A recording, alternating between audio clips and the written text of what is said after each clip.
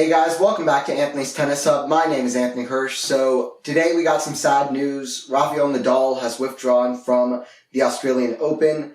I think a lot of people were excited to see where his name kind of fell into the draw, especially since he's playing with protected ranking. So he could have played anybody in the draw, which includes, of course, Djokovic and Alcaraz and any other name you could name.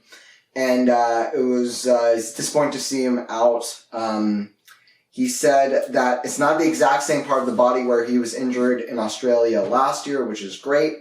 He said he has a micro tear on a muscle, and he just doesn't feel ready to play best of 5-set matches. Probably doesn't want to endanger that part of the body playing what could be very kind of physical 5-set matches, especially if he wants to go deep at the event. It was only 2 years ago where he won the tournament, beating Medvedev in the final, who was in some of the best form of his life from down 2-0. So you might be looking at more than just winning a couple of matches. In fact, he did play very well in the first couple of matches he played back, even against Jordan Thompson. He played a good level. It was really encouraging. And it was, I think in those matches, even in the Jordan Thompson match, I think it was an overall very positive experience. In fact, here's what I'll do. I'll read the statement first, and then I'll give some thoughts on the kind of, on the withdrawal of of Nadal from the tournament. He said, "Hi all, during my last match in Brisbane, I had a small problem on a muscle that, as you know, made me worried. Once I got to Melbourne, I have had the chance to make an MRI, and I have a micro tear on the muscle. Not on the same part where I had the injury, and that's good news. Right now, I'm not ready to compete at the maximum level of exigence in 5-set matches. I'm flying back to Spain to see my doctor, get some treatment, and rest." That was one tweet. And then in his second tweet, which I almost found more compelling, in terms of things that we can get out of the tweet and what the rest of his season is going to kind of look like, or might look like, or what's on his mind at the moment. "I've worked very hard during the year for this comeback, and as I've always mentioned, my goal is to be at my best level in 3 months.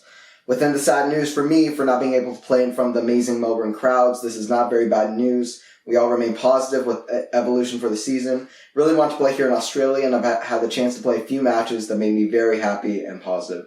Thanks for all the support, and see you soon, Rafa." So first thing is, he didn't play for a year. I'm sure that even he had his doubts and wasn't sure exactly how he was going to come back. To play against a high-level dominant team, especially in that first set, and play the way he did with that kind of intensity, and then almost bagel Jason Kubler, who's a great player in his own right, and to go match points up on a Jordan Thompson who's playing very well, I'm sure he saw some positive signs. Also, Thompson match, at the end of the day, if we're being honest, is a good learning experience for Rafa starting this comeback, because a lot of players, they can get older, and not only is the physical getting worse, but it's harder to kind of cross the line in the mental side as well for a multitude of reasons. Part of that is the physical side and feeling like, hey, I have to put this match away right now because I don't know if physically I'm going to be able to go all the way. Rafa wasn't able to go all the way against Jordan Thompson once Thompson saved match points. So anyway, it was interesting to me that he said that overall Brisbane was a very positive experience.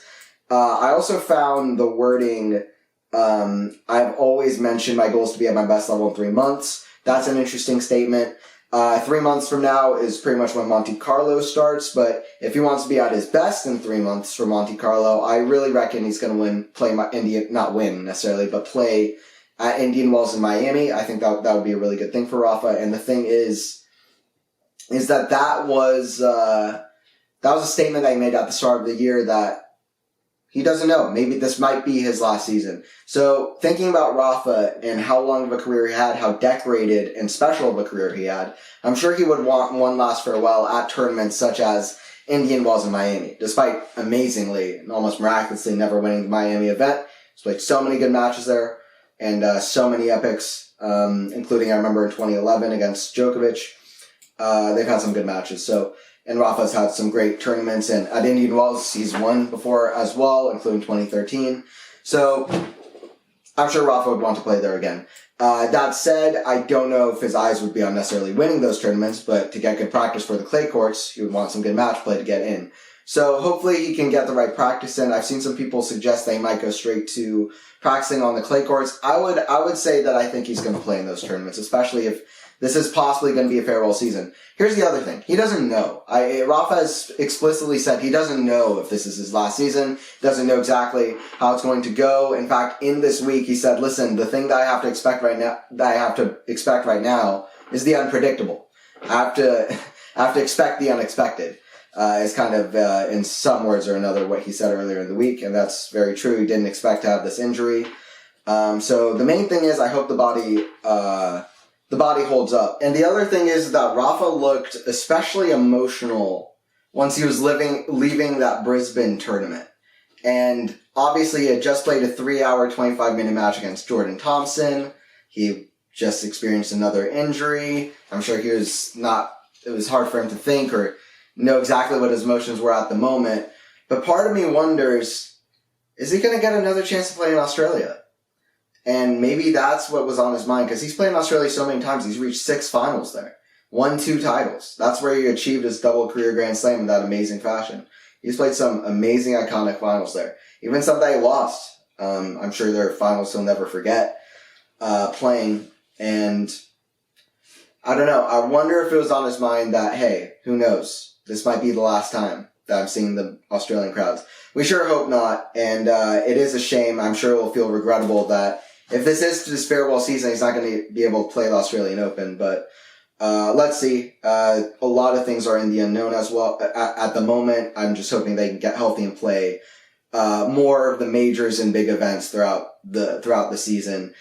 I was saying a few of these things on the podcast last week, but I never got worried that he would show up at a very strong level. It did surprise me the intensity and the confidence and the aggression and the kind of, I don't know, I guess high level of play right away that he showed, but pretty much from the first few points, after being a year away from playing matches. That maybe surprised me a little bit, but it's really, I never was surprised by the fact that he was going to get at this level eventually. The question is not if he has the kind of athleticism and the huge forehands, because we know he's one of the best athletes maybe to ever step on the planet. One of the best athletes in the world at the moment. My question was, can he have a good fitness for a full season? That was my biggest question for Rafa. So we'll see. And but this was an interesting statement for him. Not going to be able to play at the Australian Open, where, like I said, it would have been fun to see him go at it. I was saying it in the last podcast, but this is about the same age where Roger had a really good 2019 season, got a point away from winning Wimbledon, got semifinals of ATP finals. He won in Miami. Around Roger's age, winning Miami is about the age that Rafa would have been at the Australian Open. So he can still be competitive. If Rafa knows something about the unpredictable coming back from injury, Rafa's the guy. He's come back from multiple injuries. I'll be interested to see how he goes from here. I do reckon that he would play Indian Wells Miami. That's what I hope. Hope he can get his body right, because the 2024 season is so much more interesting with Rafa, not least of which because of the Olympics played at Roland Garros, where not only is he an amazing Roland Garros player, he's also next level at playing for his country and playing at the Olympics as Rafa. He didn't even play in 2020 Olympics because he was out after the semifinal epic at Roland Garros against Djokovic. But he won the men's doubles in 2016, played a great epic against Del Potro there, even though he really was out of form at that point. And then the others, 2012, he played the bronze medal match. 2008, he won, including beating Djokovic as well. So Rafa likes playing for his country. I'll be interested to see how he does at the Olympics. I hope that he comes back well, because we don't have the big three. We don't have Federer, Nadal, and Djokovic, but we have Sinner, Djokovic, Alcaraz, Medvedev. Djokovic, Alcaraz, Medvedev basically being the big three of the last year. So with Rafa back in the mix, if he could really be a contender and be dangerous, that's what we hope to see. It would really spice up the season, and it'll be interesting to get some updates from Rafa. And unfortunately, Rafa's not healthy for the Australian. I hope Djokovic is healthy with his wrist, and we'll see how that kind of event plays out. Anyway, guys, don't forget to like the video. If you enjoyed it, don't forget to subscribe as well to Anthony's Tennis Hub. If you enjoyed the content, I'll be back with a lot more. And yeah, I'll see you guys at the next one.